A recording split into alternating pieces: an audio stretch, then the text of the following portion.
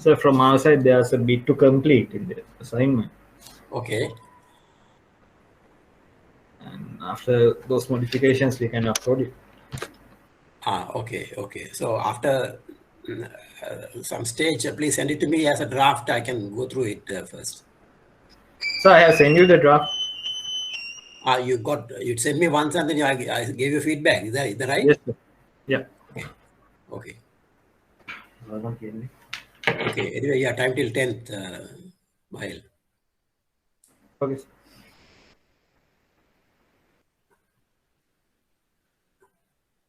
Kavindi, you got my response today? Yes, I got the response. Okay, good.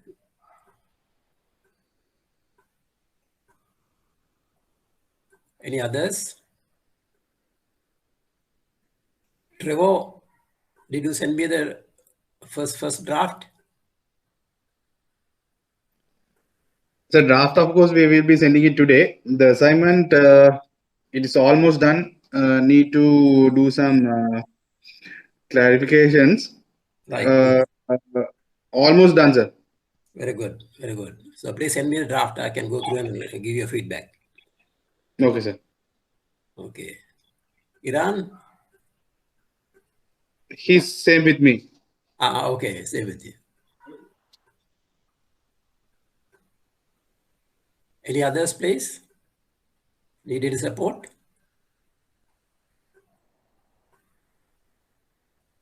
All right. We shall start the presentation then.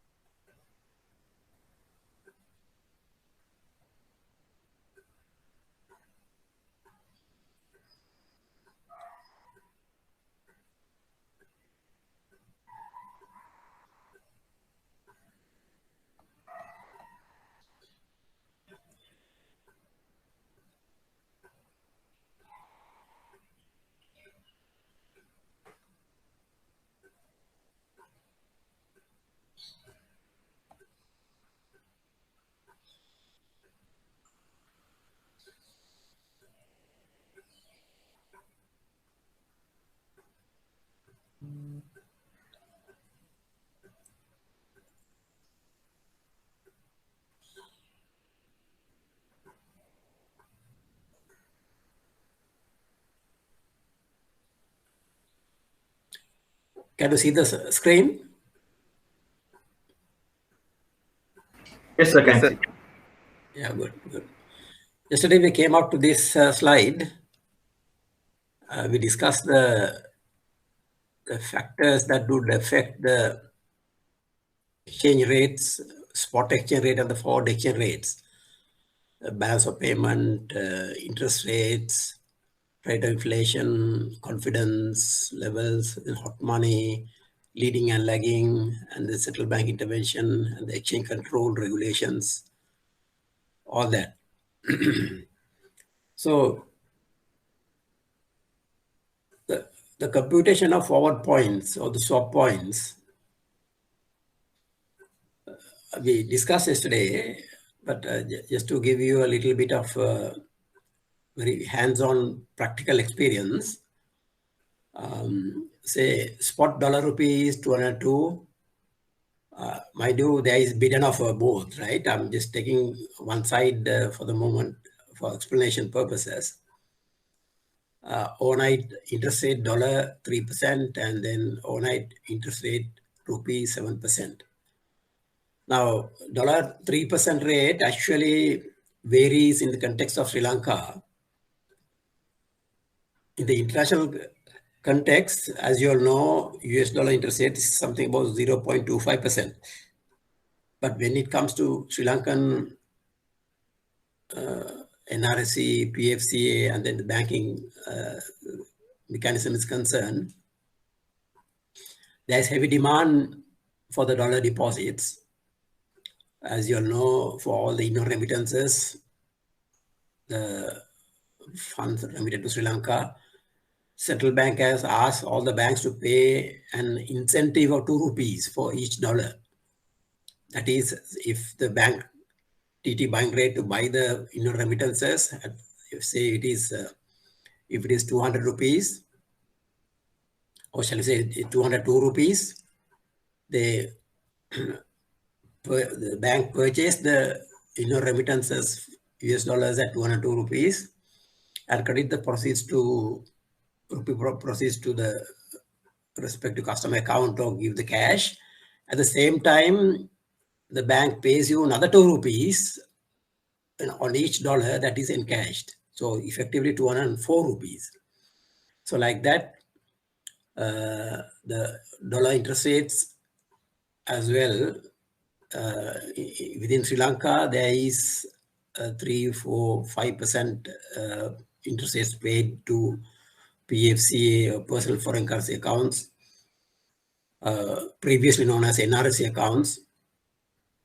Those balances, the fixed deposits, interest rates are paid at much higher rates.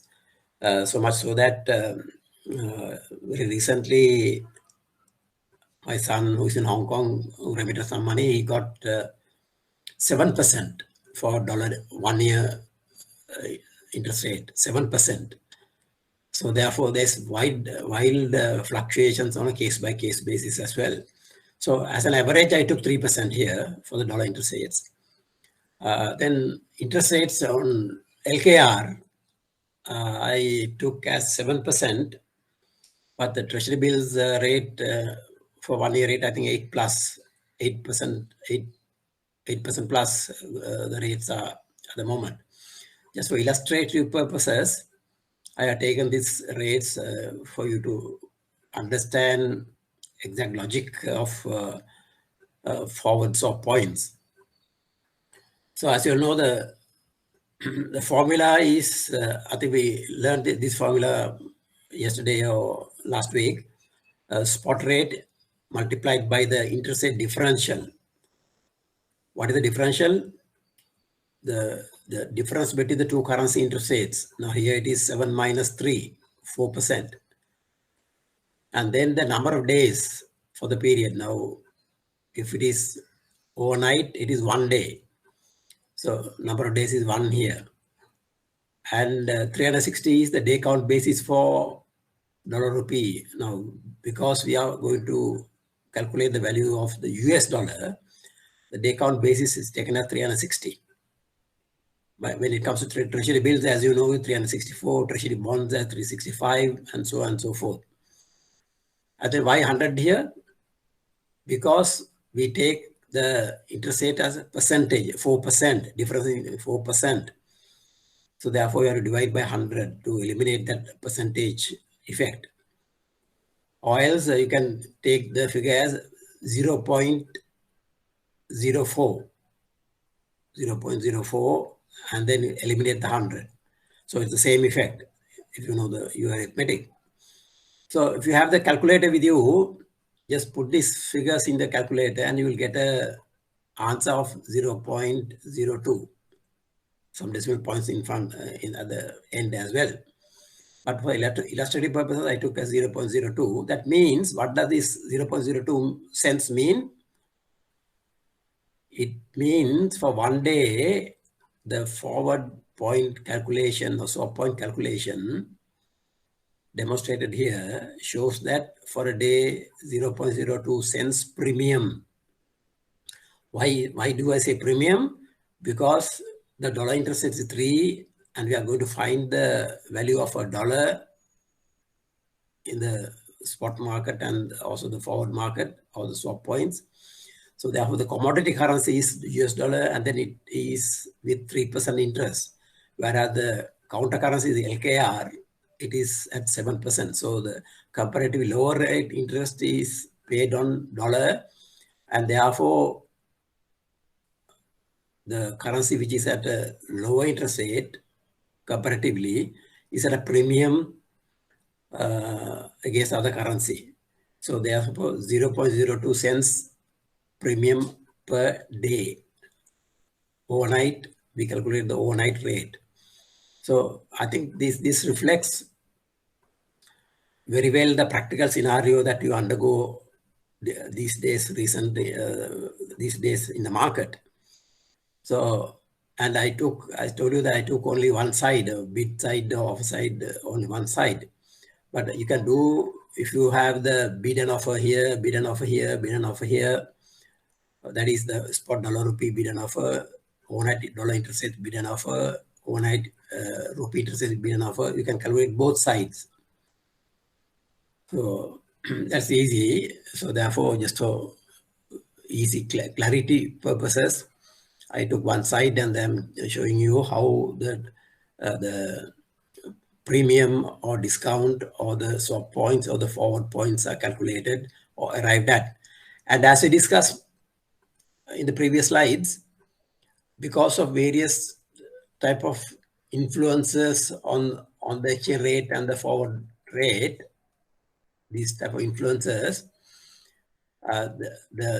this can move either way. It can be higher, it can be lower. Now, what we experience naturally these days in Sri Lanka is that there's a big demand for dollar, the foreign currency. So therefore, the forward rate also tend to move onto the high side or the premium to higher side.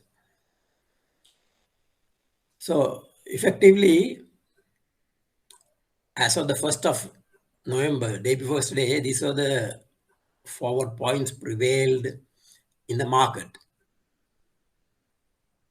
Spot rate $202, $1.202 rupees. Then spot 1 week swap points were on the bid side 7 cents and then offer side 14 cents. I guess I took these rates from one of your seniors. I guess there could have been some estimated figures as well here. But however, these reflect current scenario in the market.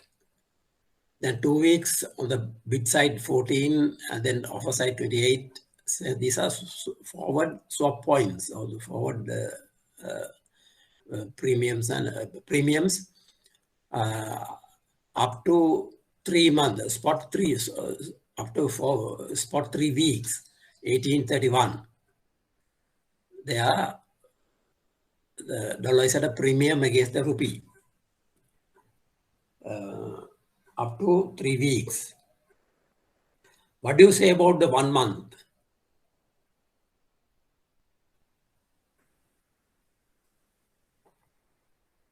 What is the experience about the figures given in red here?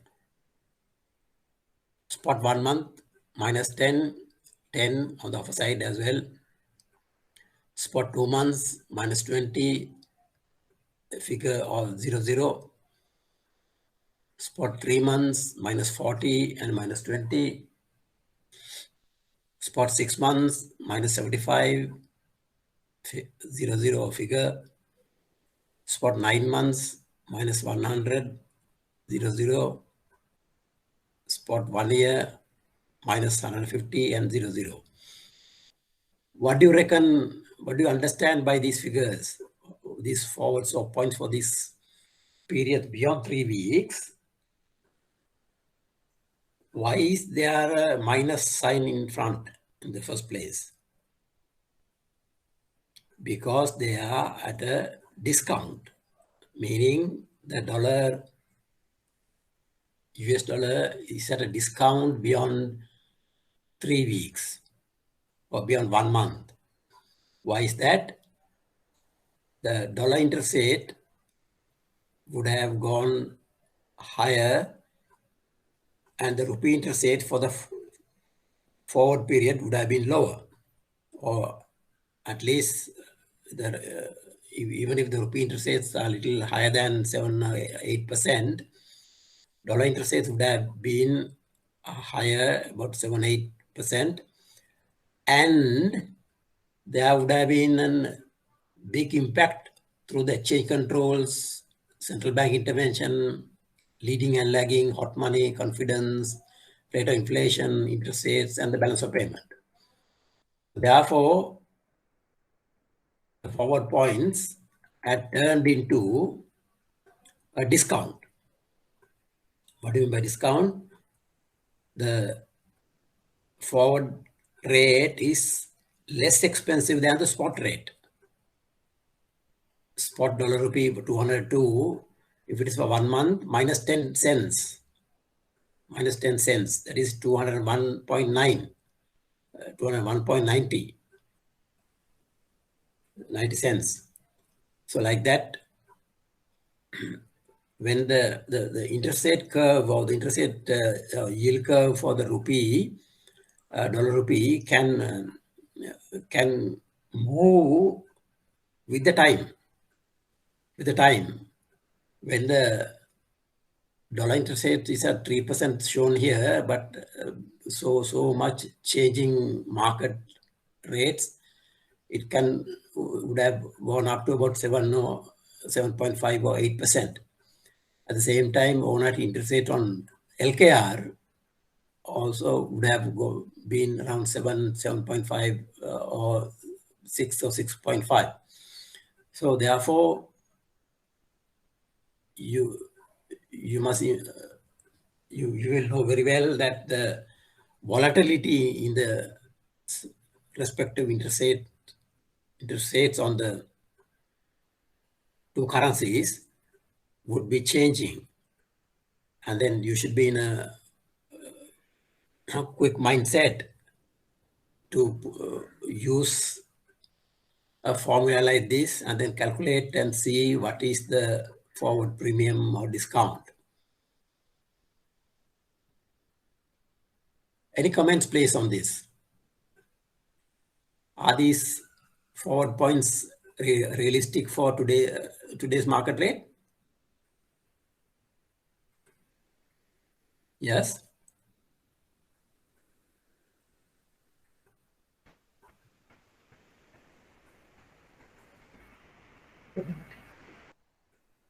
Yes. No, sir. Today it came down, sir. What is the period it came down? 1 year or 6 months? No, the short tenor.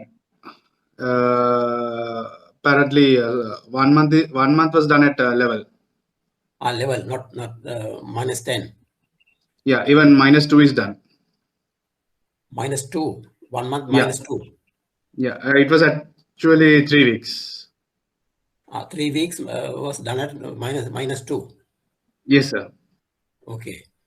So that is if the spot rate is 202, it was the forward outright rate was 201.98. No, the spot rate was placed at 202.50 and the forward was 202.48. 48. Okay. Okay. Okay. So for today, spot rate was placed at 202.50 and 3 weeks rate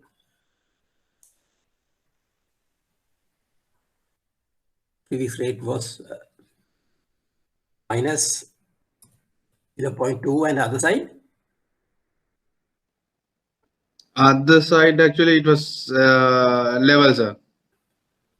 Level. So again, it had turned to discount, isn't it? Yes, sir. Okay.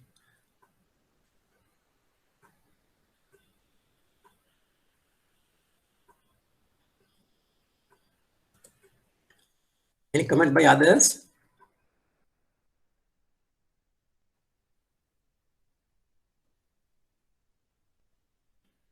Is 01,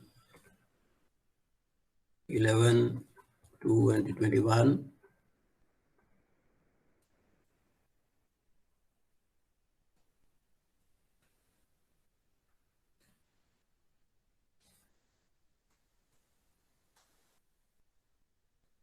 Is 03, 11, 20, 21.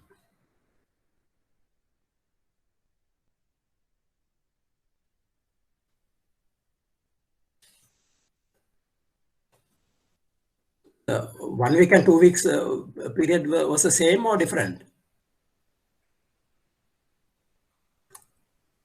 It's different, sir. Because all that came down today. Apparently, 2 weeks also market done at level. Oh. Level means par, isn't it? Yeah, par. There's no premium, no discount, same No, as the zero. spot rate. Yes. Both 1 week and 2 weeks. Only the 2 weeks. 1 week, I don't have no idea. So 1 week was done at both sides par. Yes, sir. Right. Any others who have had experience today? 1 week?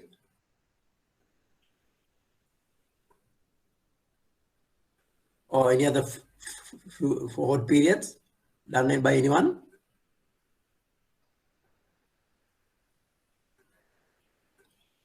No? And one other thing is very important, critically important here is that you must know where to place these figures 0.7 or in this case 0.2, 0.02. As he quite clearly said, it was 250 spot rate. Then 0.02 minus the cents point. 0.02 is just under 50. You write it under 50 and subtract it. So you must have the understanding where to place the particular digit or the figure. And when it is subtracted, when it is at a discount, and when it's at a premium, say on 1st of November, if it was 0.07, then if the spot was 202.00, and the 1 week forward rate is 202.07. So that understanding should be there. Now, in the case of dollar rupee, since you are in the game all the time, you will know definitely where to place the cents. But when we do a calculation for some currency like GBP or Euro, you might get little upset where to place the decimal points.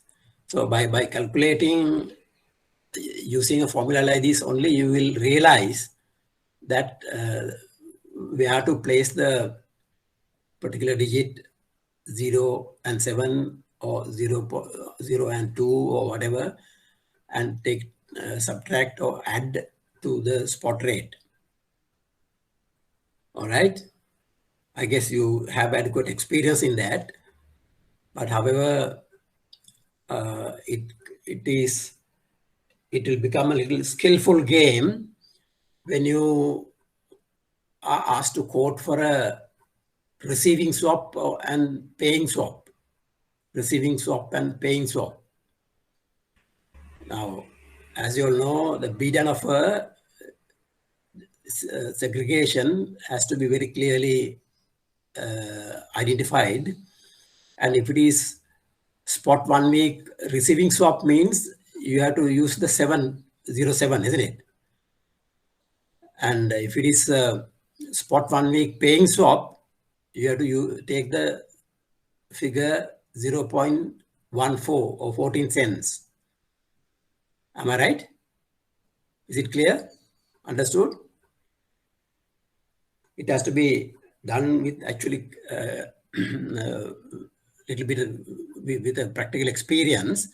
Those who have not got that practical experience, please speak to your colleagues or seniors and then look for that experience, because it's very vital in a fast moving market. You have to satisfy your clients, and then when the banker says that I want to do a receiving swap, you must know which side to be, which spot rate to place, and then which forward points to be selected. Okay. So for me to be speaking to you over a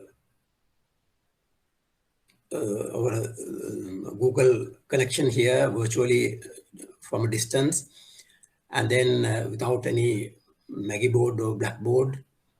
At the same time,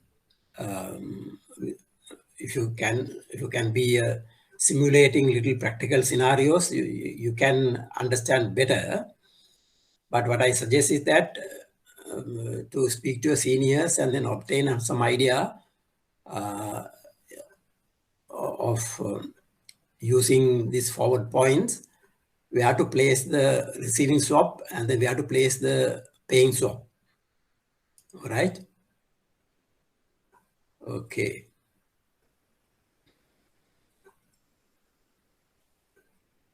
Okay. As you may have understood up to by discussing all these things, what we do here is calculating the exact cost and then subject to the impact or influence of this balance of payment, interest rate, and rate of inflation, confidence level, hot money, leading and lagging, and central bank intervention, and then exchange control and various other factors, is that to cover or hedge the position that has arisen out of the customer positions or bank's own positions which have come about from the portfolio management. So using these forward points is a skillful game, and that you cannot make a mistake when in a fast moving market. So therefore, I'm sure you would have done yourself these swaps and then forward outrights in the market. So we'll go to the next slide. What is hedging? Hedging is the process of implementing protection for a present or future position which has exposure to market price fluctuations. So exactly what we discuss here is that. So going by managing a certain position, you have, which has exposure to market price fluctuations, you need to cover, because there is a limit imposed by the regulator or the International Operation Department of the Central Bank of Sri Lanka on each bank not to exceed a certain overbought and oversold in each currency, which is called open market, which is called, I get the word slip my mind.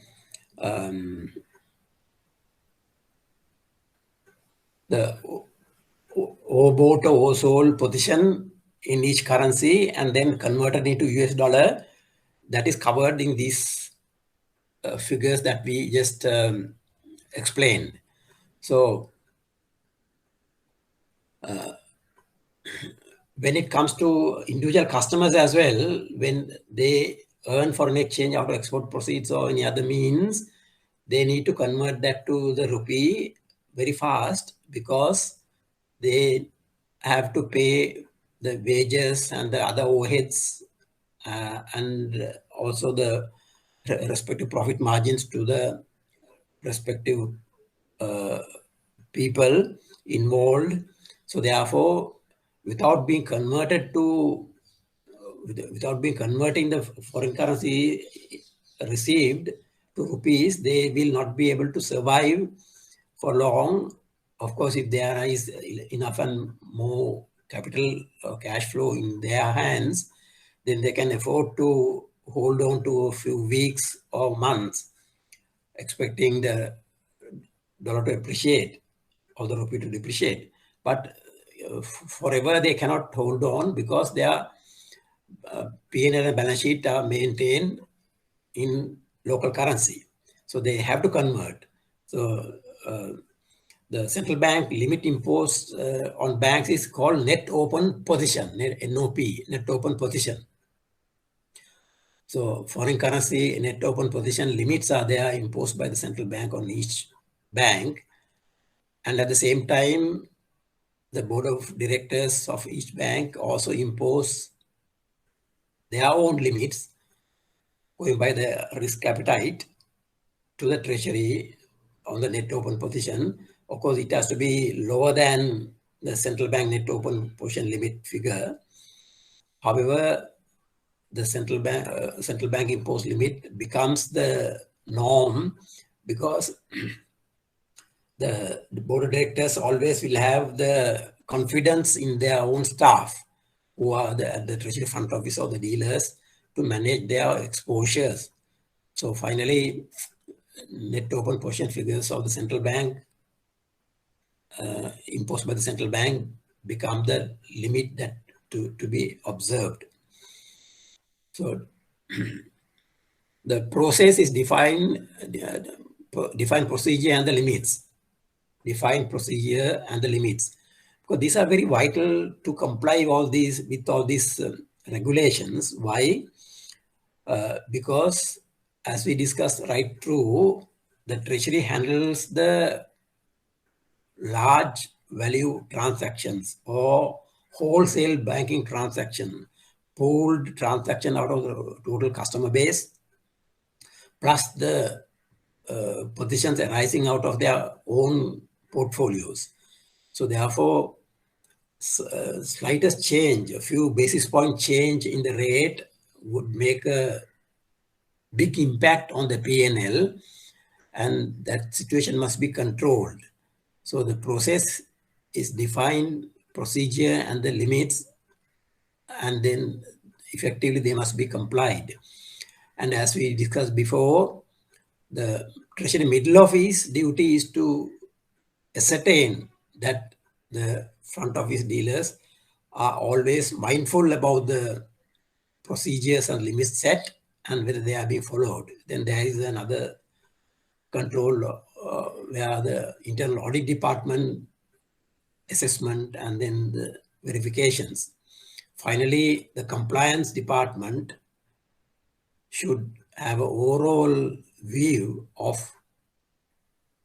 observing or compliance to the procedures and limits laid down by the central bank, international operation department, as well as the board of directors. Then the protection, avoid speculation. Avoiding speculation is but however, without speculation, market liquidity will be lower, but still, as of speaking of Central Bank of Sri Lanka's attitude and then their requirements, if somebody tries to speculate, you can be well assured that he will be out of the job on the next day. So therefore, avoiding speculation is the best accepted norm in the present context. Then the exposure, meaning it is uncertainty of returns. Exposure is the uncertainty of returns. Managing all these daily and rapid changing scenarios and avoiding the uncertainty of returns is a very skillful game to play, for which the Treasury front office dealers are very well informed and then trained, and then their day-to-day duty is that. So in summary,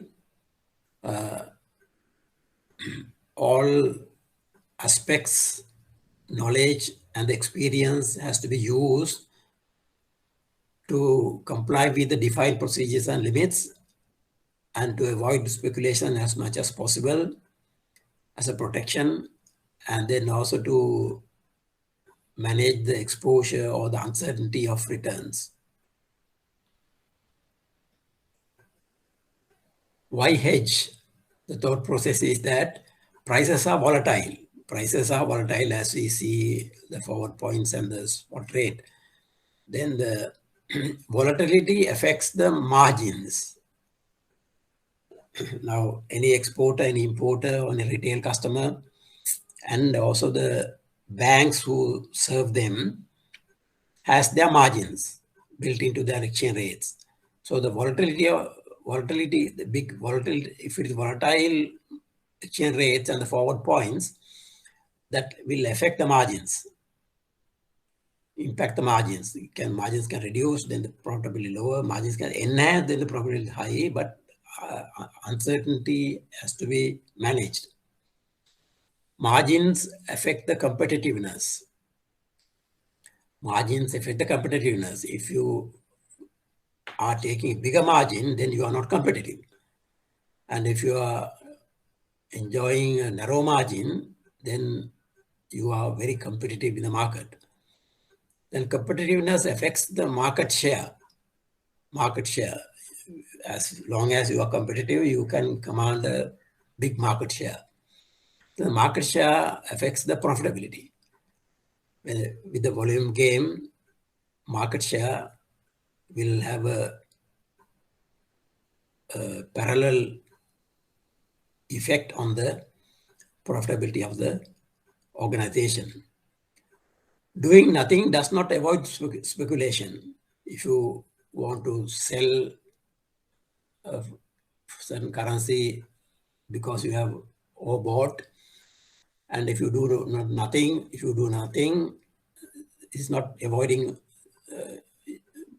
you are still speculating. You are still speculating if you don't do nothing. And then if you are risk averse, or if you are trying to not to speculate, then actually you must dispose or sell that overbought currency in the market, going by the period of exposure, whether it is 1 month, 3 months, or 6 months, or 1 year, you must select that period and then sell it off. So doing nothing does not avoid speculation. At the same time, uncovered exposure is a form of speculation. If the exposure is not identified, that exposure is a form of speculation. So therefore, the Treasury front office dealers has to receive the full cooperation of each and every business unit of the banks, and similarly in a retail corporate client which is involved in import-export business, has to receive the cooperation of the respective departments who make orders, who cater to orders, and do the shipping and or clearing the imported items. They must be connected and the information must flow in. And if any information is not identified, then that's a form of speculation as well, because it cannot be covered if it is not identified and reported. The forward market. The forward contract is a commitment to deliver an agreed amount at an agreed rate on an agreed date. We will know this and come to love this because it is the day-to-day affair.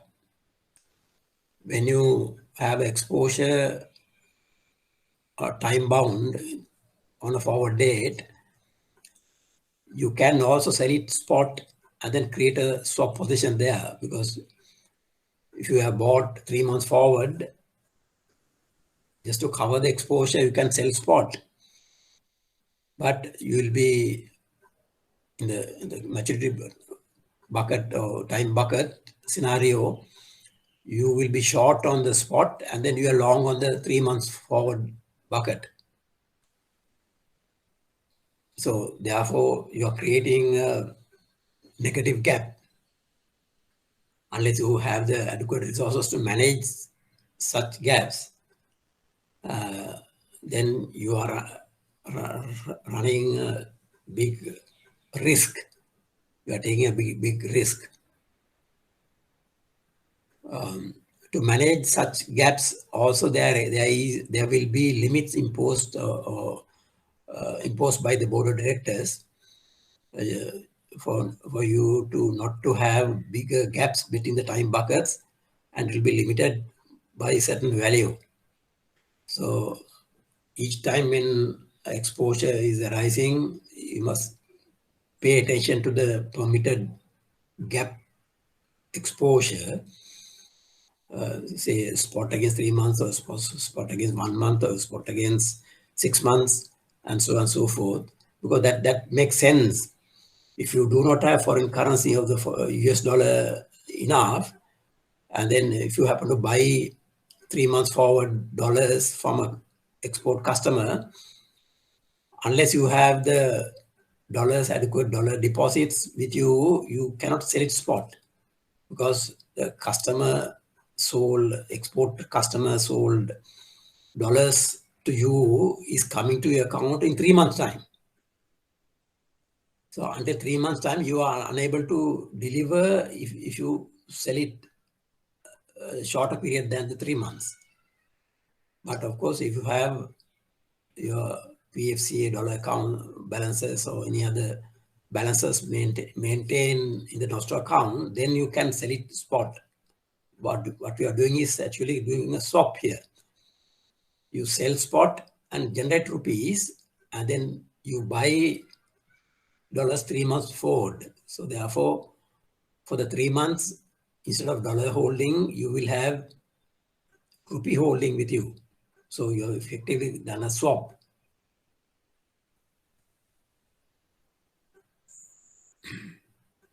So what we have to do, what we're expected to do is, if you buy 3 months forward dollars, you have to sell the dollars 3 months itself, without creating a gap between the purchase and the sale.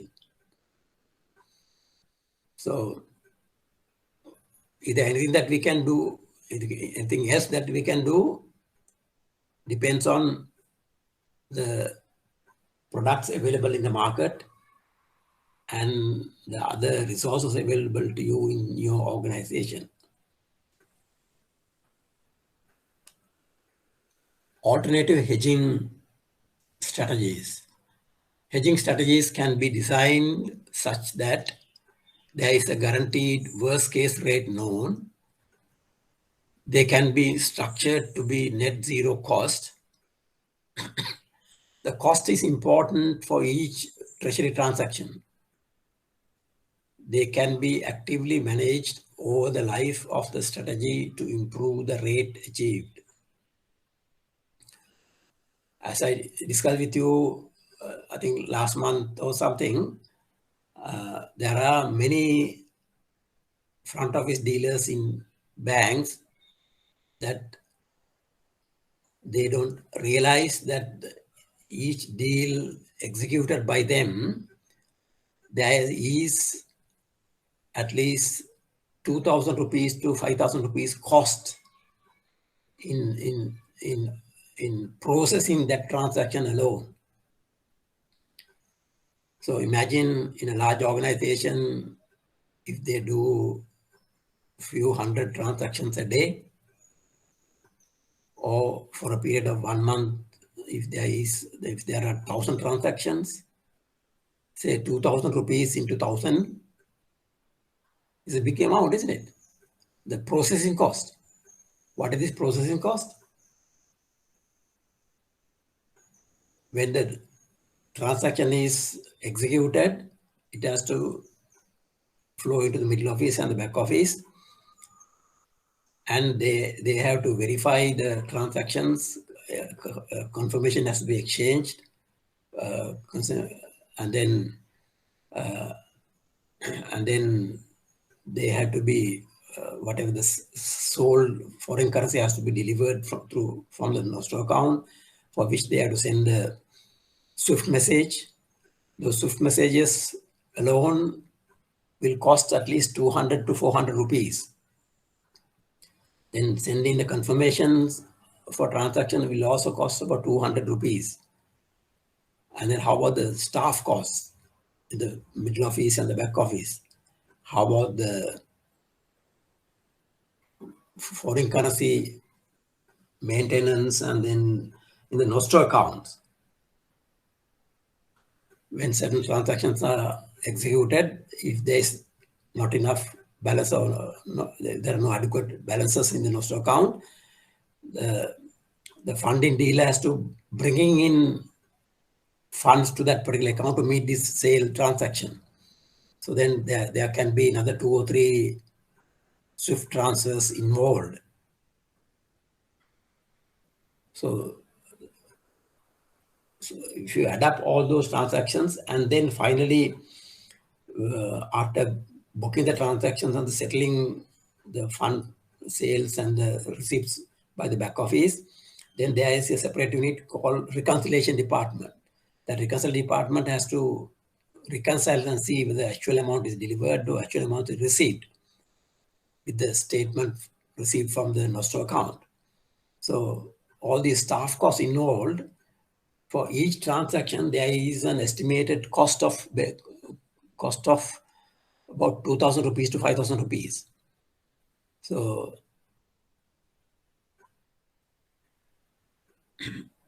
these hedging strategies has to be selected and then executed with care.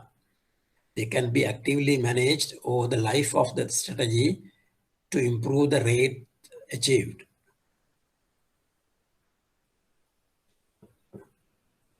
Hedging strategies should 100% protect against adverse currency moves.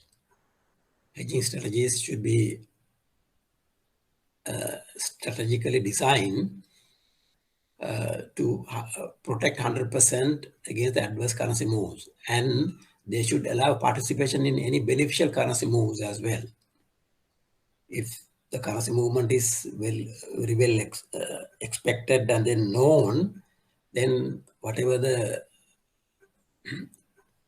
moves that come as benefit to your organization, they must be achieved, collected. So the forward exchange contracts, we discussed that they are legally binding contracts, and at the agreed rate, you must deliver the sold currency and then you must accept the bought currency. There is no way that you cannot be without delivering or without receiving the funds. So other than the forward exchange contracts, Forex option contracts are another derivative used commonly in the developed markets, but in Sri Lanka also these options were used when we were in the forefront in the Forex market. We use Forex options to some extent to manage our exposures. The definition of Forex options, or the difference between the forward contracts and the Forex options, are basically the option contracts are established. They are legal contracts, all right, but the structure of the option contracts allows you to either execute the transactions or not execute and keep away. Right, but no obligation. But in the case of forward exchange contract, the right and the obligation are both has to be performed or taken responsibility. But in the Forex options, you will have the right but no obligation. You will have the right but no obligation, like in the case of an insurance policy. If you buy a vehicle insurance policy, you pay your premium, and if you meet an accident, either you can claim your accident or you can forget about it. So you have the right to claim, but no obligation as such. So similarly, when you transact with Forex option contracts, you have to pay a premium to the counterparty who sold you the option contract. So options contracts are normally bought and sold. Always the seller of the option contracts are the market maker, and the buyer has to pay a premium to the seller. So the seller, for the value of that premium received from the buyer, has to stand ready to either buy or sell as the contract, option contract stipulates. But the buyer will have the right but no obligation. Can just ignore and then let the option contract to expire. So when it comes to call options, there is right to buy. The buyer will have the right to buy for the premium that he pays to the seller of that option, call option.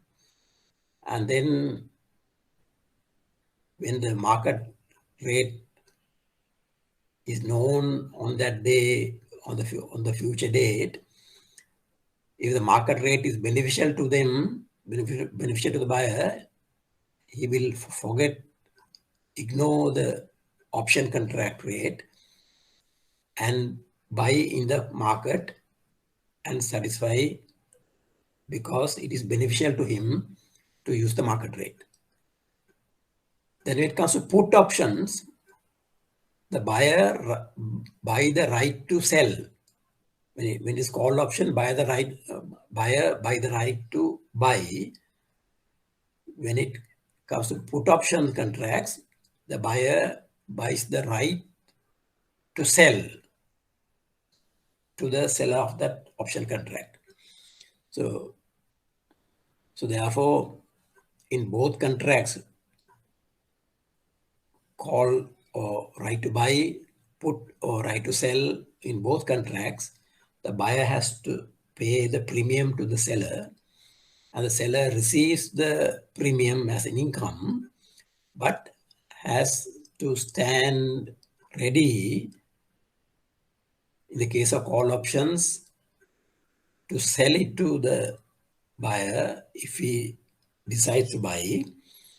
In the case of put options, to buy from the buyer when he decides it is good for him to sell at the put option rate.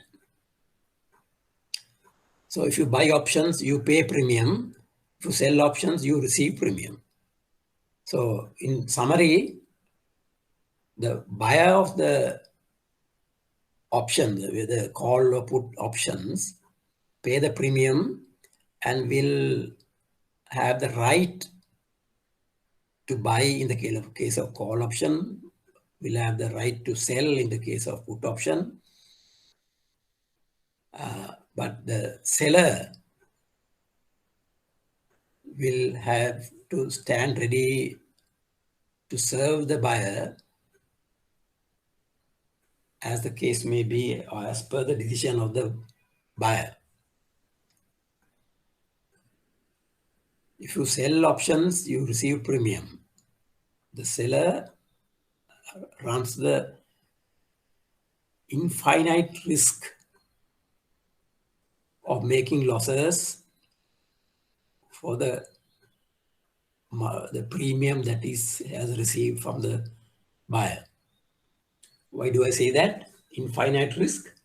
Because the exchange rate, $1 equals 202 rupees. It can go up to $1 equals 1,000 rupees, or $1 equals 10,000 rupees, or $1 equals 100,000 rupees. At the same time, the rate can move down. $1 equals 100 rupees, $1 equals 10 rupees, or $1 equals 1 rupee. So there's potentially infinite risk assumed by the seller.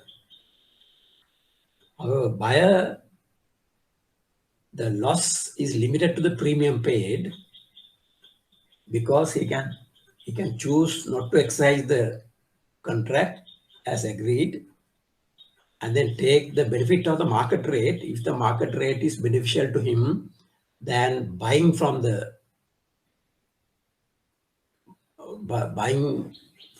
seller of the option contract or than selling to the seller of the option contract.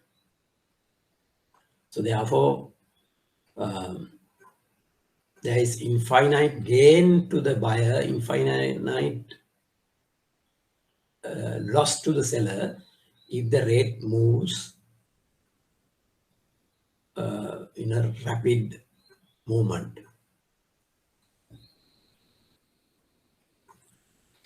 At the same time, these option contracts are sold by the banks, large banks, on a case-by-case basis or over-the-counter OTC contracts,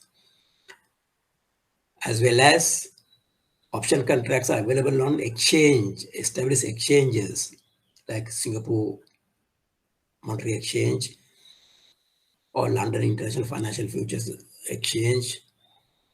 There are exchanges established like in the case of Colombo Stock Exchange, just merely to sell and buy the option contracts.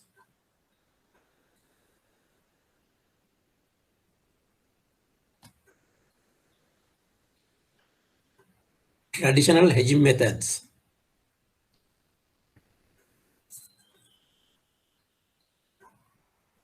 The first method is keeping it unhedged. As we discussed before, keeping unhedged is also assuming a risk. If you buy from a customer 3 months forward dollars, and if you just keep it like that without hedging it, then it's an unhedged situation, and you assume the risk that when actually 3 months time arrives, the rate will be higher than what it is today, 3 months forward rate. So therefore, on 3 months date, if the spot rate is higher than the contracted bought rate from the customer, your organization benefits.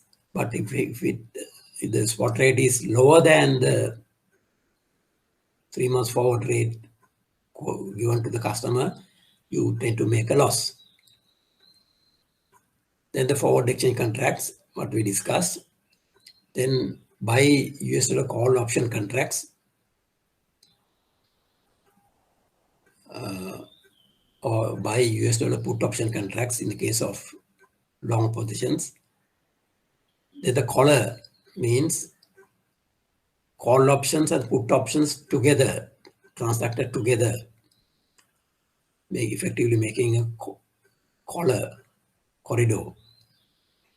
If you can recall what Ceylon Petroleum Corporation did with few banks, including Standard Chartered Bank and People's Bank and few other banks. Initially, they Ceylon Petroleum Corporation entered into a call option of crude oil. Later, to make it zero cost, they sold call options and then made it a collar. So finally, the call option bought had to be ignored because of the rate movement. But the option contract sold actually became valid because the rate moved in such a way that the banks who bought the option contracts from the CPC claimed the difference between the market rate and the contracted rate. Then buy US dollar futures contracts. The futures contracts is another derivative option, derivative contract. Futures contract, they are more standardized units of futures contracts, and say supposing one unit is $1 million, and if your transaction value is $980 or $980,000 or $700 or $600, you still have to contract for 1 million futures contract if you are taking that path. And for that, again, you have to keep a margin with the futures broker. Now, futures contracts are essentially exchange traded. So therefore, you have to go through a futures broker, like in the case of Colombo Stock Exchange stock brokers. So therefore, futures contracts, even being in Sri Lanka, you will be able to participate in the futures exchanges of Singapore, Hong Kong, or London, or New York. But exchange control regulations has to be verified. But however, I can remember very well, I was able to practically transact in futures contracts when I was serving as the chief dealer at the Bank of London branch. So futures contracts, we used not mainly to hedge the positions, but to speculate. So these are the traditional hedging methods. But unfortunately, being in Colombo market, many of these derivative contracts cannot be used in practical terms. But one day, who knows, Colombo will develop as a financial hub, and then all these derivative contracts will be introduced. Unhedged depends on the spot rate at expiry. Too risky, keeping a position unhedged is too risky. At the same time, unlimited participation on the benefit, but no protection against adverse rates.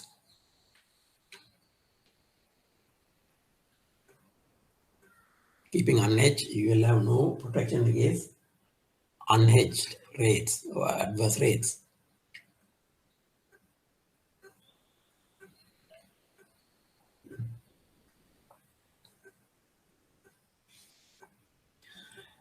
Hedged forwards, there is 100% protection or 100% hedged. Protection against adverse movements is very well understood, because when you buy 3 months dollars forward, if you sell 3 months dollars forward again to cover the position, then your protection against adverse movements, because you have already covered your position. However, you cannot participate in the benefit. The 3 months dollars bought, 3 months $4 bought, if you cover, and when the forward 3 months within that period, if the rate goes over the contractor bought rate, then there's benefit. So you cannot participate in the benefit if you hedge. If you sell the 3 months dollars bought and then hedge it itself, then you cannot participate in the benefit. Is it risky? That goes by the policy that is adopted by your organization. Primarily, there's a document called risk appetite statement of the policy. So they are all governed by the risk policies of the particular organization. So if there is a tolerance to keep a certain amount open, uncovered, or unhedged, then you can, as the information being diagnosed correctly, understood with knowledge, and the scenarios studied properly, then you can enhance your benefits or profits accrued to your P&L. But however, if the policy of the risk appetite statement does not permit above a certain percentage, then up to that percentage allowed, the Treasury front office dealers could participate, strategize the trading, and make that additional benefits for the organization. The directives by the Central Bank of Sri Lanka after floating the rupee on 23rd January 2001. I think we discussed something back that up to 1977, it was a fixed exchange rate regime.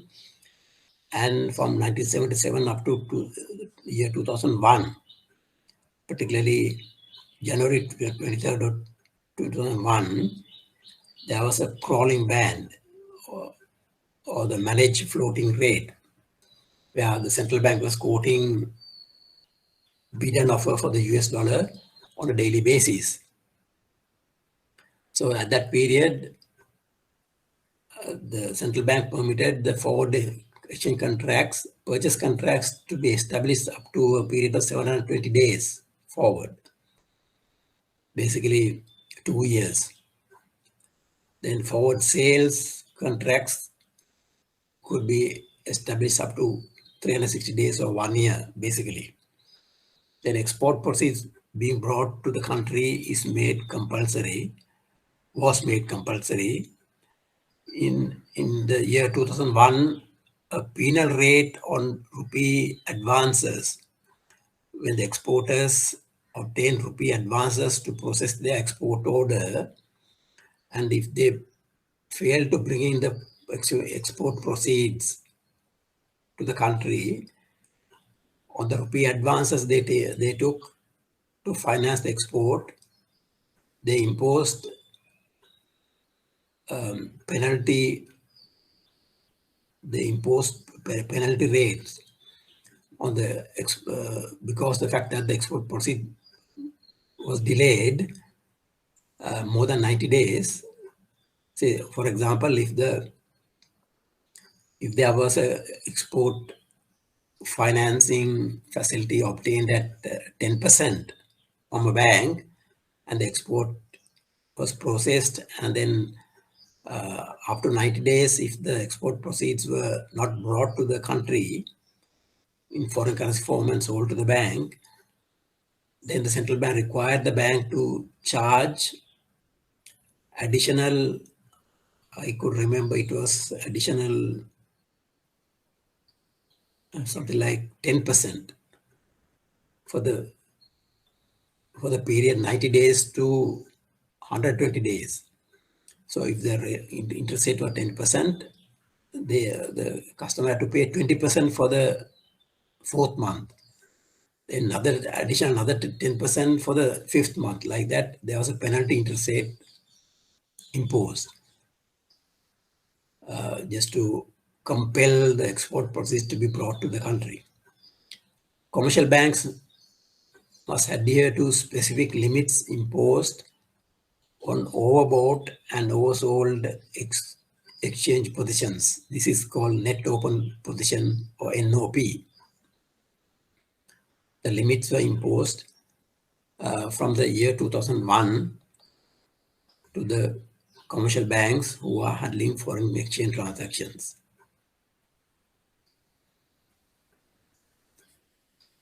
Use of forward market commercial banks. Use of the forward market to commercial banks.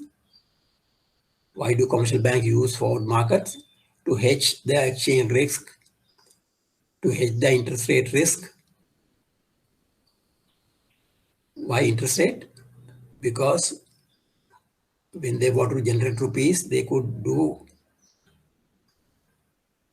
sell the foreign currency and generate rupees. So naturally, from the time from the last couple of decades, rupee interest rates have been higher than the dollar interest rates. So therefore, instead of investing the foreign currency or dollars in that particular form, some of the banks used to sell the foreign exchange and generate rupees and use the rupee funds to finance their rupee commitments by way of swaps, particularly sell by swaps. So ability to generate foreign exchange trading profits by way of forward or spot transactions, increase access to money markets to fund domestic operations, ability to run swap books to generate exchange profits and net interest income.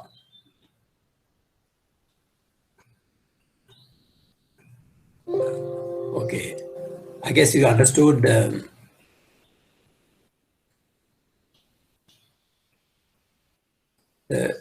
little in-depth practices of the foreign exchange forward market, and in the sphere of liquidity management and hedging risks using the spot and forward markets, foreign exchange markets by dealers. So that presentation is over. Then we switch on to our next presentation.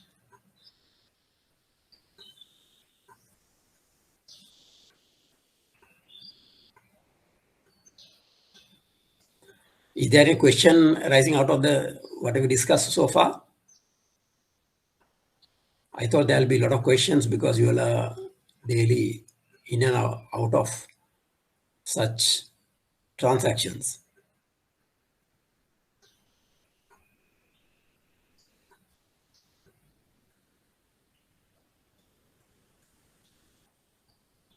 Unfortunately, there are less volumes and less complexities in the Forex market, foreign exchange markets now compared to about 2 or 3 decades ago. So therefore,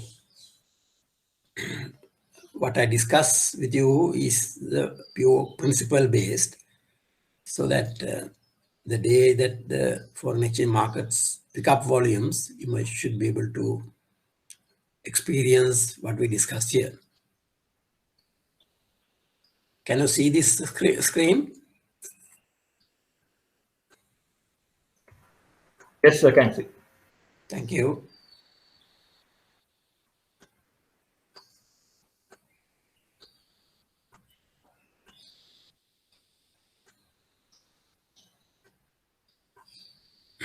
So this is about treasury risks. What is risk? The probability of deviation from the expectation.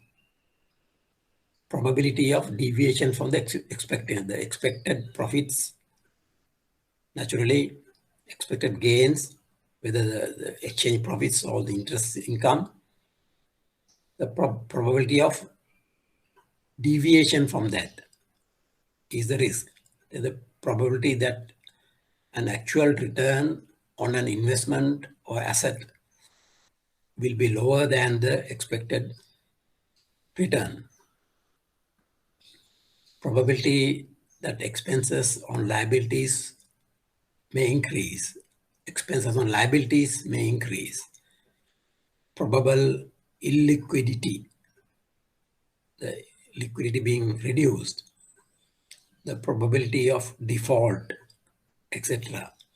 These are the risks that normally associated with the treasury operations, whether it is a bank or a finance company, primary dealer, or any other company or any other entity, or if for that matter, even individuals who indulge in the commercial activities,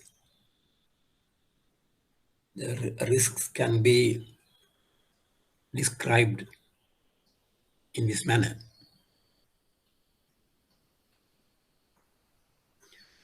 Risk in financial markets the three main risks to which financial market participants are exposed over and above the normal business risks are,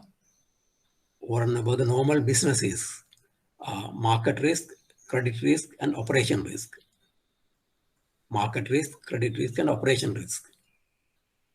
Remember when I discussed with you about the Basel I and Basel II regulations? It is exactly these three risks that was involved or used to measure the riskiness of the bank involved, and was required to keep capital, a percentage of capital, remember, a minimum of 10% of capital in the case of the world scenario, and in Sri Lankan context, 12% of capital on the risks weightage of these three to be kept as capital. So we will deal with individual credit risk. This is the risk that the counterparty to a transaction may be in default on the transactions. The counterparty might not or may not be in a position to honor the contract.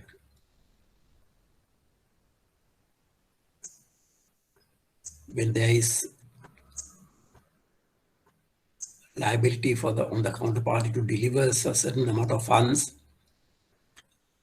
and if it is unable to deliver, it is called the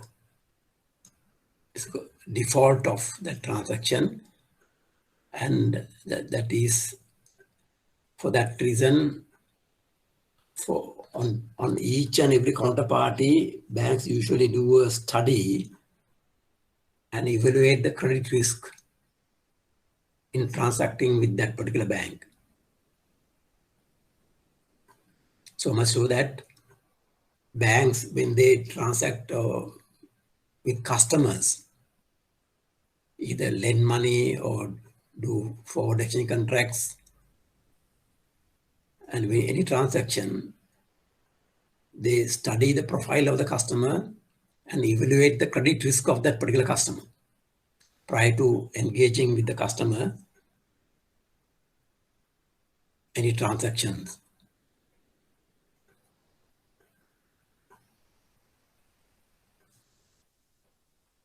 This could arise due to a failure to make delivery of a security, a currency, or some other financial commitment. The security is something like a treasury bill or bond or central bank security, and currency amount is any foreign currency amount or some other financial commitment with the counterparty or with the customer of a bank, whether the customers or the counterparty banks are able to deliver the security or currency or any financial commitment agreed upon in the transaction or contract. So the credit limit, the credit risk can be further analyzed to issuer credit risk and counterparty credit risk. Issuer credit risk is the risk of default or credit deterioration of an issuer of instrument. Issuer credit risk is the risk of default or credit deterioration of an issuer of instrument. Something like the government being unable to honor the payments under the treasury bills and bonds after issuing. So that's the issue of credit risk. But government being the government of the country, they can definitely print money and honor the payments on maturity. So therefore, the sovereign risk or government risk is taken as zero. Counterparty credit risk. Most significant credit risk faced in trading operations, in settlement of transactions. Counterparty credit risk. This is the category most important for the banks and finance companies and the primary dealers when they indulge in transactions in the Forex and Treasury markets,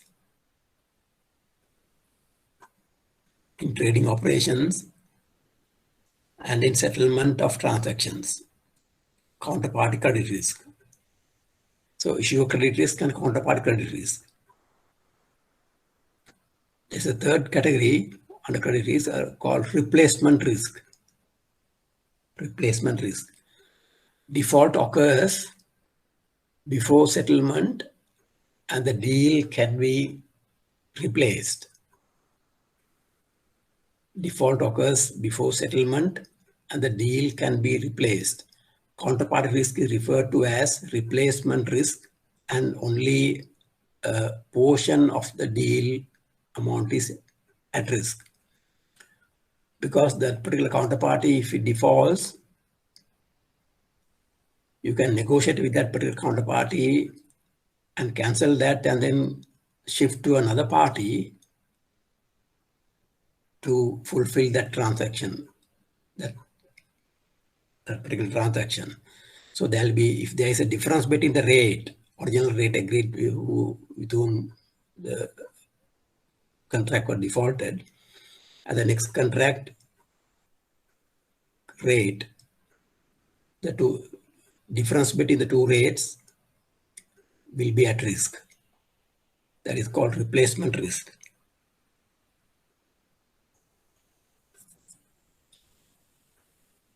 Then the market risk, as the risk of losses in on and off balance sheet positions.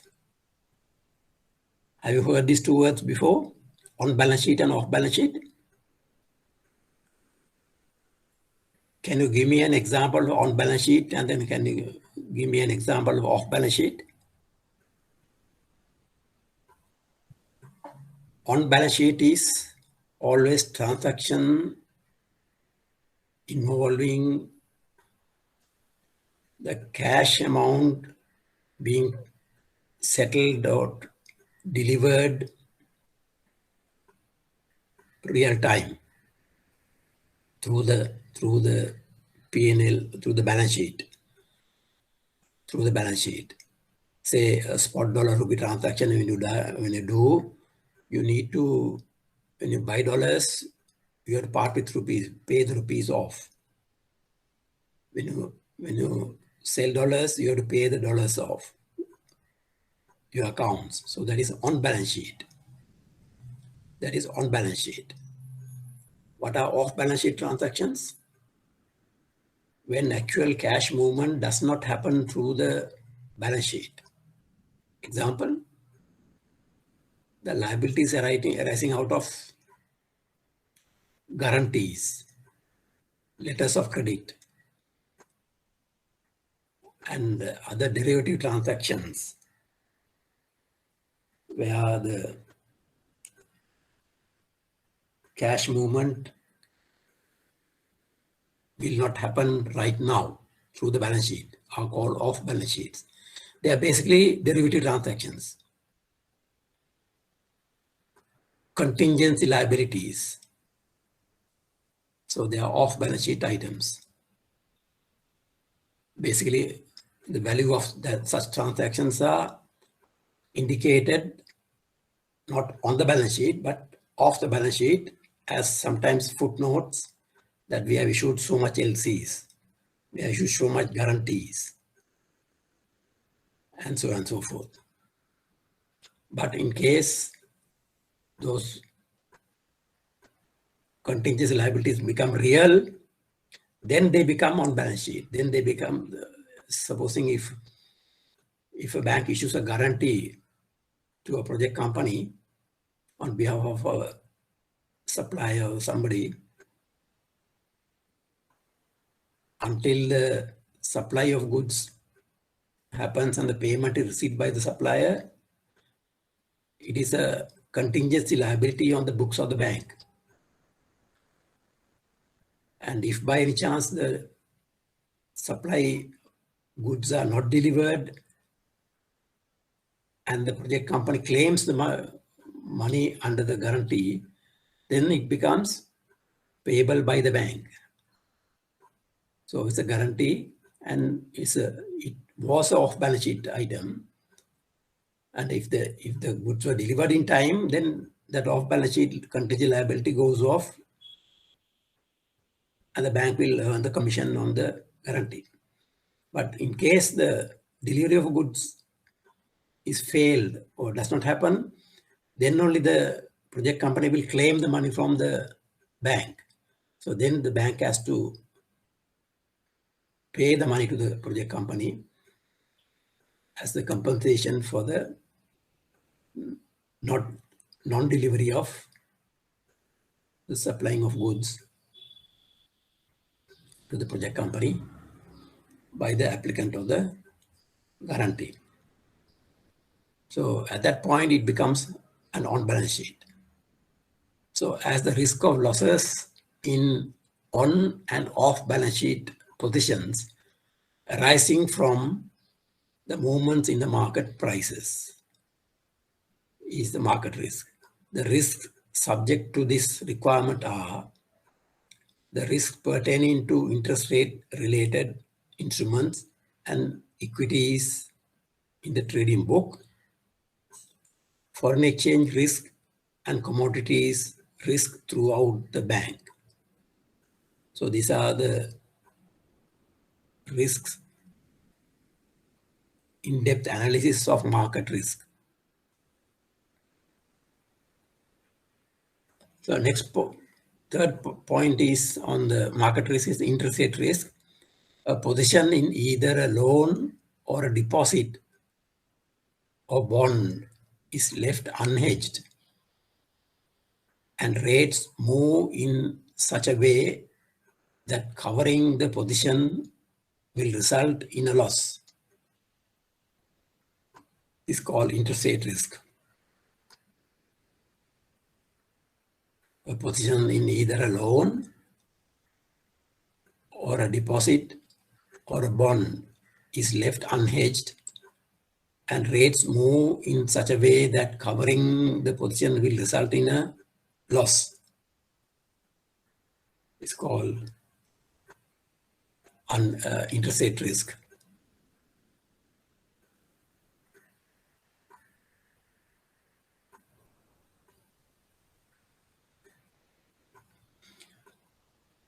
So the market risk is foreign exchange risk. There are three major parts in the foreign exchange risk. Basically, transaction risk, translation risk, and the economic risk.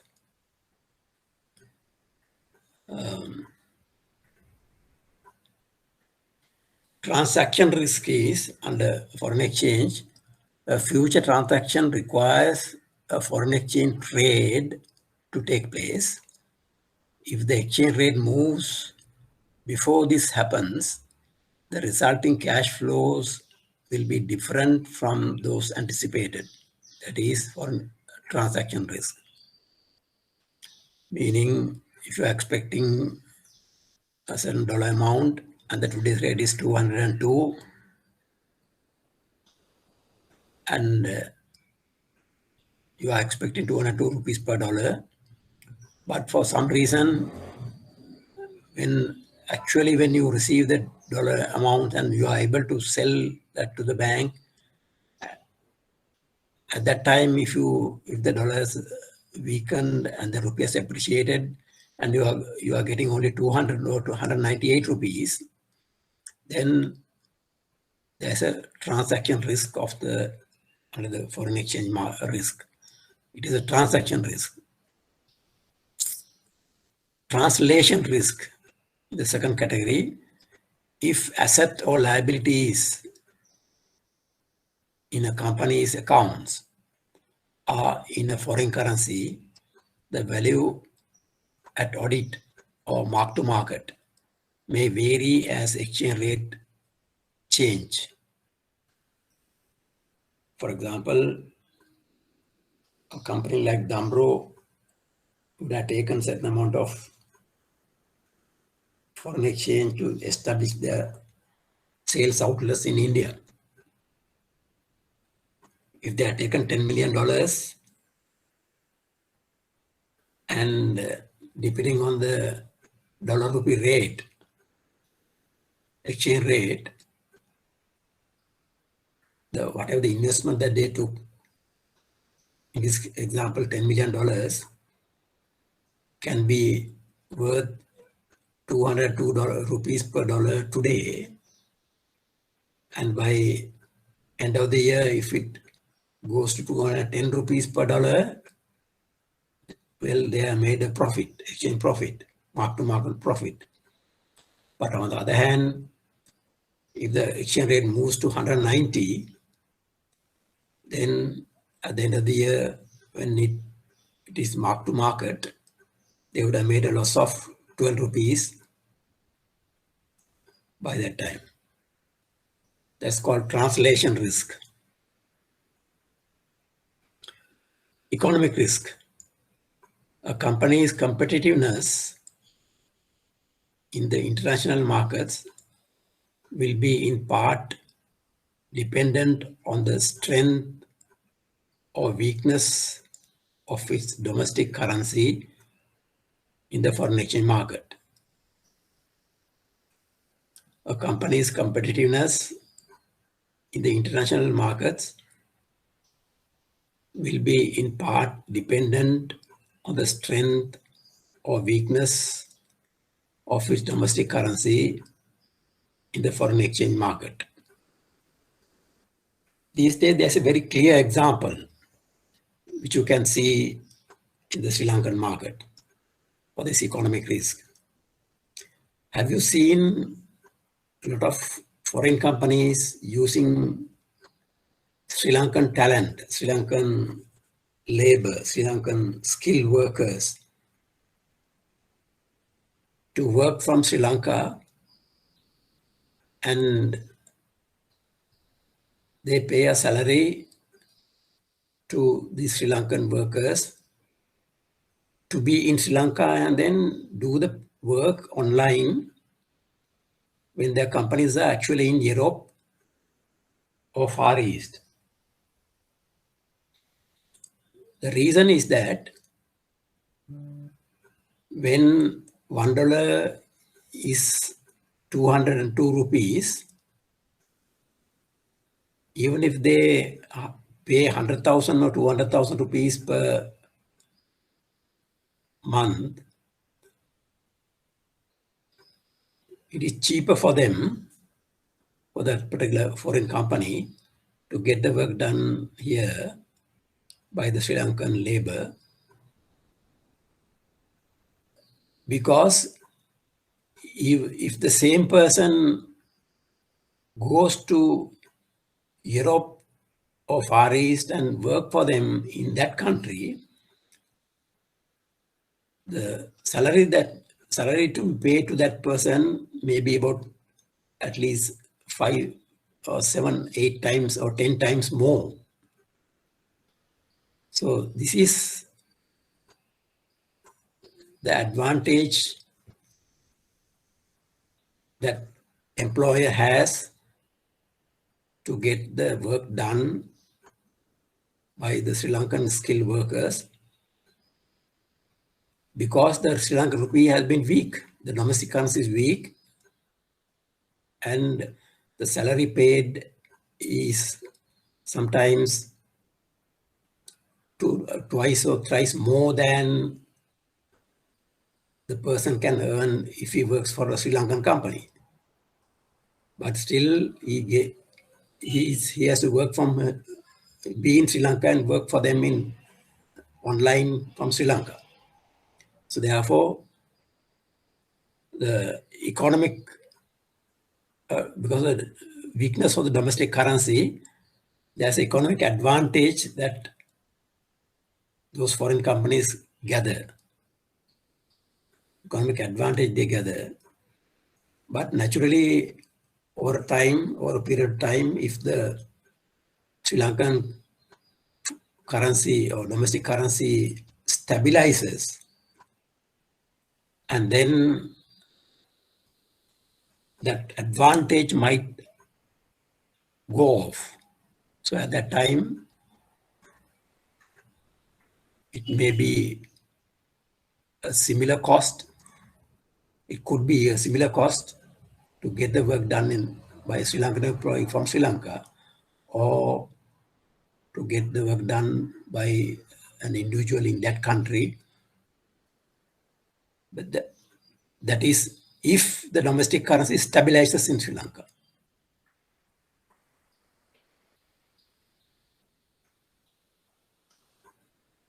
Next is liquidity risk in the context of treasury markets. This risk relates to dealing in instruments which are difficult to trade. We say that particular instrument is illiquid, and where high premiums are required in order to trade them. This risk is closely related to market risk. Liquidity risk is very closely related to market risk. This risk occurs mainly in the over-the-counter OTC markets. Exchange-traded markets are generally liquid, and therefore there is seldom, if ever, liquidity risk transacting on exchange. This liquidity risk prevails mainly on the over-the-counter markets. Exchange-traded markets through established exchange are generally liquid because there are ready-made arrangements for the instruments to be bought and sold by the exchange. Then due to mismatches in the assets and liabilities of the bank, liquidity risk management focuses on gaps on existing facilities and the ability to borrow at future date to refinance or raise new debt to fund the gaps at more favorable pricing and maturity terms. We discussed this scenario when we discussed the maturity bucket, maturity gaps.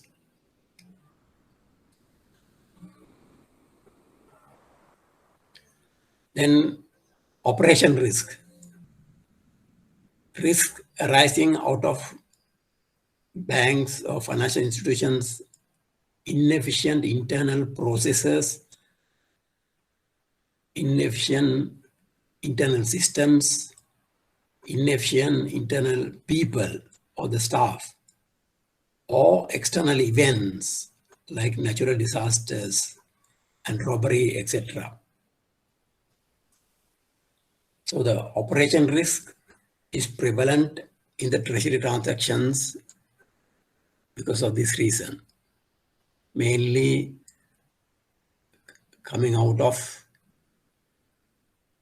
weak internal processes, weak internal systems, weak internal human resource, and also the external events such as natural disasters, tsunami, fire, floods, etc., etc. And of course, robbery or intentional misuse of resources by internal staff or external groups. Basis risk. This is the risk that prices of two different instruments which are traded against each other to eliminate market risk do not move in line with each other as expected. Now, a practical example in Sri Lanka, what I can discuss here is that basically fixed deposit rates of banks and repo rates of banks, when they don't move in line. Now, this last couple of weeks, we saw the FD rates increase. If the repo rates also does not increase, then there is a basis risk. And the example that's cited here in this slide, FRA or forward rate agreements, it's another derivative instrument used in the developed markets. Forward rate agreements. Basically, forward rate agreement can be explained that if you and I are going to establish some business concern or enterprise or manufacturing plant, we do the feasibility report and then submit it to a bank, thinking that we can obtain a loan when we are in the process of implementing the project. Now we are in November and we think that we can fulfill all the requirements and collect all the resources and start implementing the project in 3 months.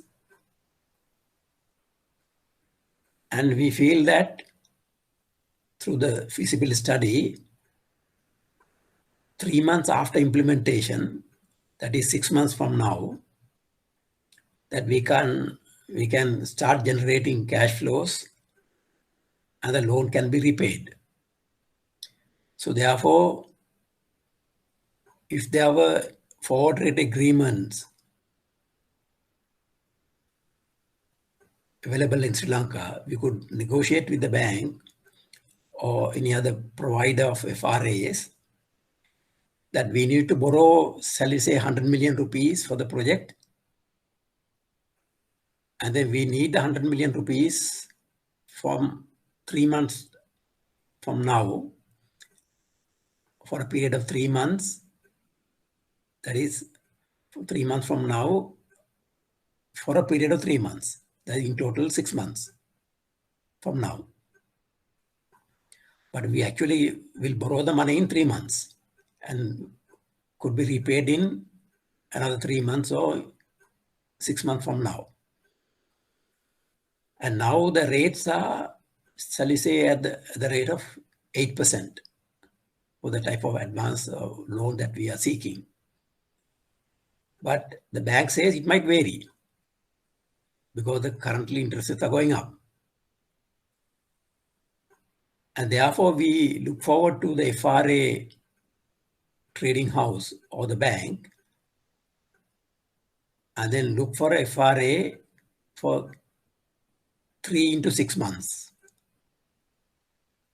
because we are going to borrow the money in 3 months and to settle the loan in 6 months. This is how it is indicated, 3 into 6 months FRA.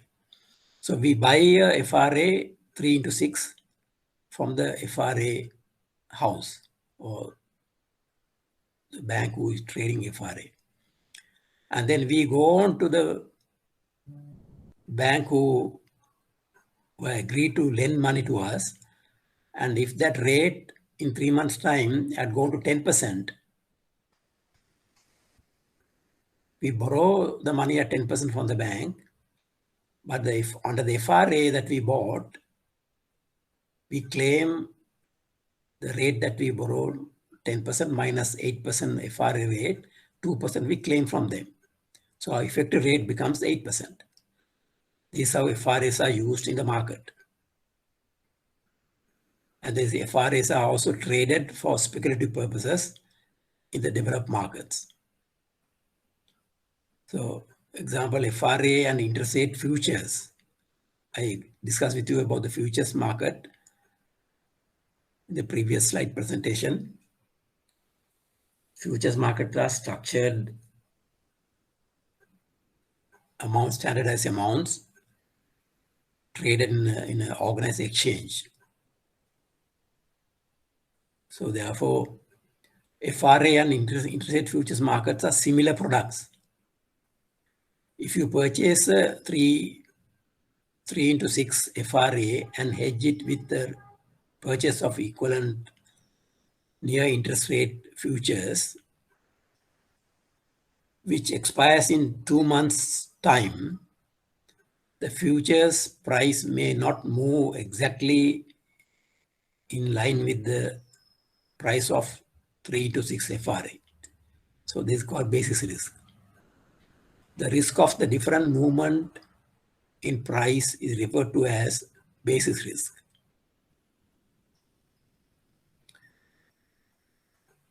I'm discussing with you various types of derivatives that can be used, that can be practiced in the treasury markets while discussing this treasury risk as well, because those derivative instruments are used to hedge, and the money broking houses in those developed countries are also involved in arranging these option contracts, futures contracts, FRA contracts, and various derivative contracts.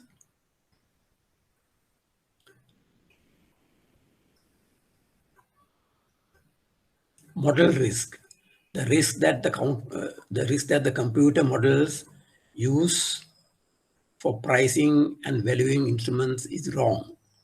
This risk can also be viewed as operation risk because revaluation occurs in the operational division as well. I have a good practical example for this. When I was working at BOC, somewhere in 1990s, I think, I was the head of treasury there. There was a guy who used to compute the exchange rates on a daily basis. And those days, the computer mainframe did not support computing the customer rates on the computer itself, core banking system.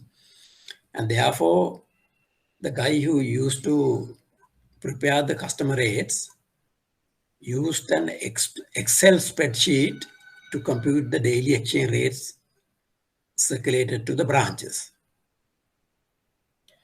So those days, there was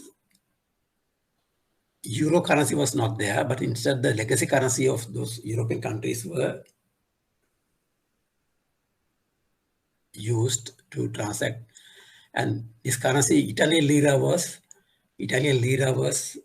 heavily used because there were a lot of Sri Lankans in Italy. They used to bring their earnings, and then there were NRC accounts also in lira.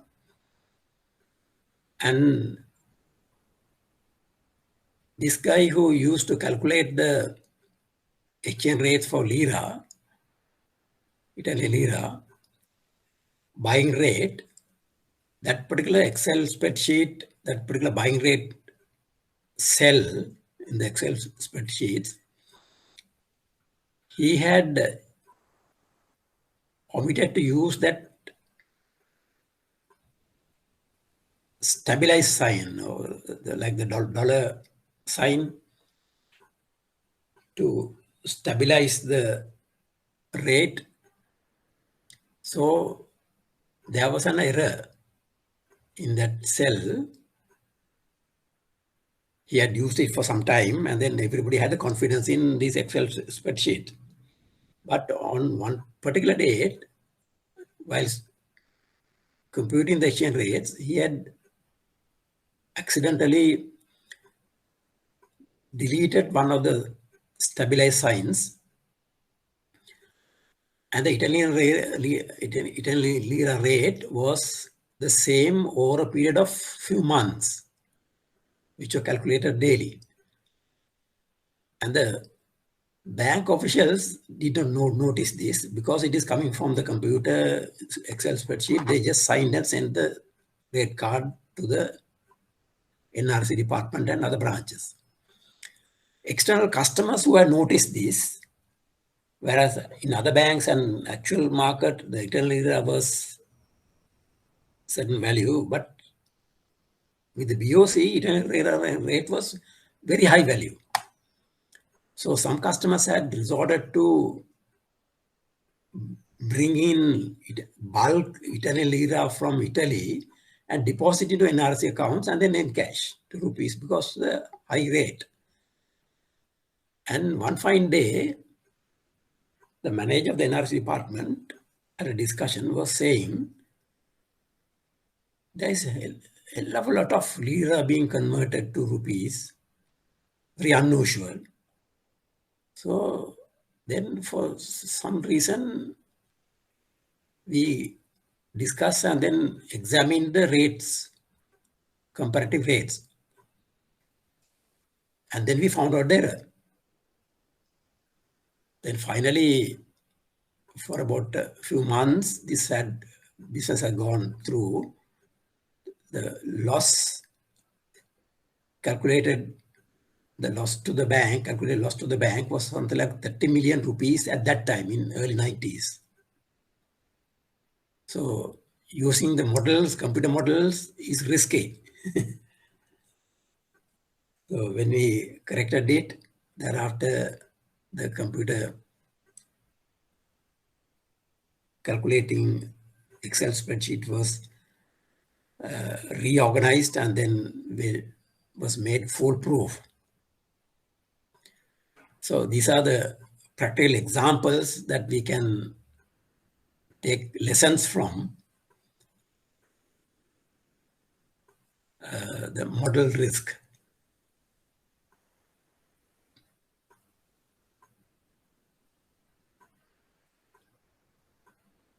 Legal risk, possibility of loss when a contract cannot be enforced. This is of twofold. Firstly, the most obvious risk rests in documentation that is unenforceable or deals are concluded subject to documentation and documentation is not put in place. Example, the ISDA agreement and ISMA agreement, legal contracts and standardized agreements. Now your master repurchase agreement used in Sri Lanka between the banks and between, you may also have come across the master repurchase agreement, is such a legal agreement. And when you do not have those legal agreements between parties signed and when they're unenforceable, this legal risk happens. Those who have obtained loans from banks and then or those who have worked in banks in the credit department will understand better. The credit administration department is usually responsible to execute all the loan documentation and perfect them, and the security documentation in perfection. If not, when the customers default, if at all when the customers default, recovering the money through legal process is very cumbersome if the documentation is not in proper manner. So likewise, ISDA agreement, ISMA agreement, and master repo agreement are all important documents.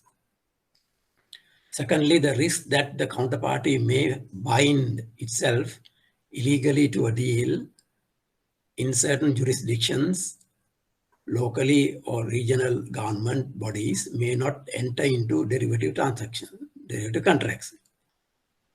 Secondly, the risk that the counterparty may not bind itself illegally to a deal. So when particularly counterparties are not authorized to transact, they may come forward and try to prove that they are authorized and then do the transaction. But at that time, if actually if they are not authorized, then the legal risk occurs.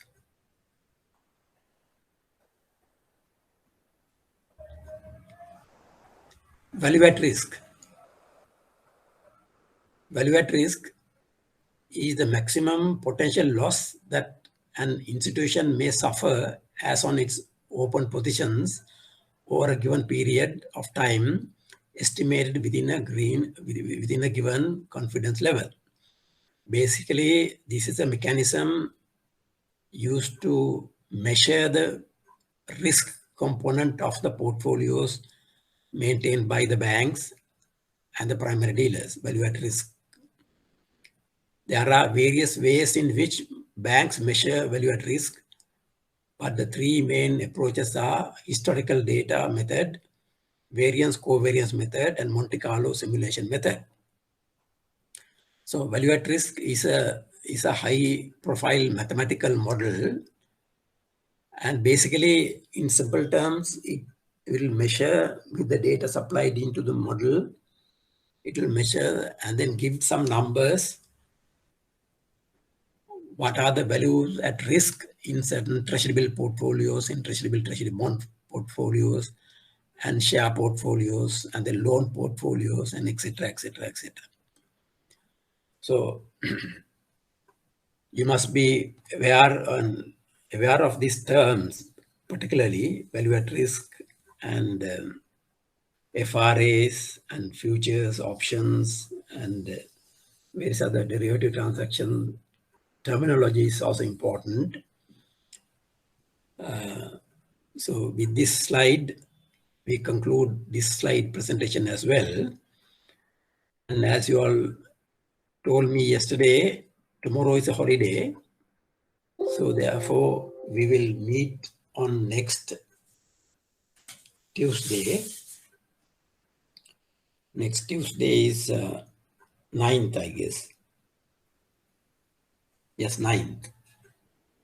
So 10th is the day that you should be submitting the assignment completed by you. So please attend to that. We can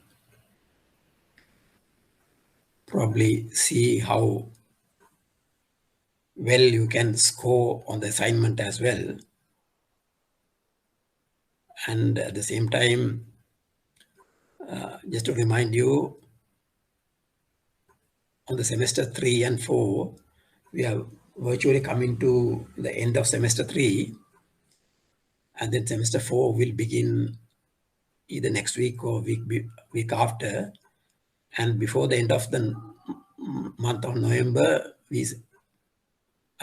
I'm planning to complete the entire course, and there'll be a MCQ test covering the semester 3 and 4.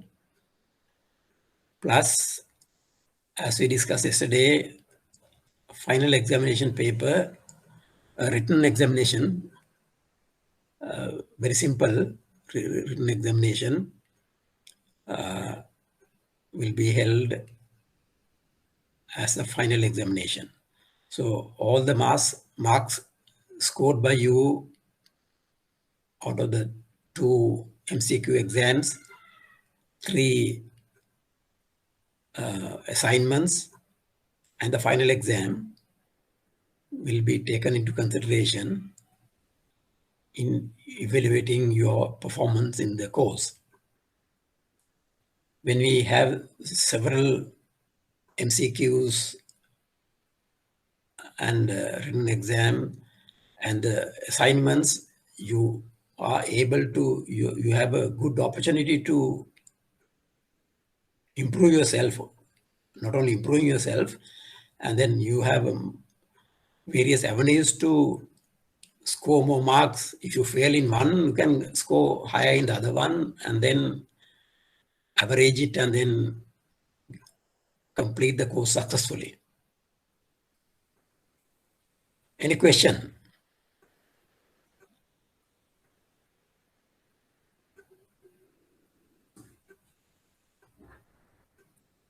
Please don't think that whatever I discuss the last two PowerPoint presentations, and then they are in-depth knowledge, all right.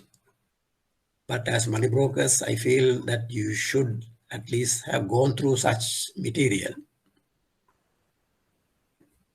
And I can assure you that the exams will not be as tough as the PowerPoint presentations are been covering. They'll be as simple as possible. And then I personally do not expect anybody to fail. You should be in a position to pass if you take at least adequate, if you do adequate work and revision, you should be able to pass. All right. I had taken 6 minutes more today. So any comments? Any questions?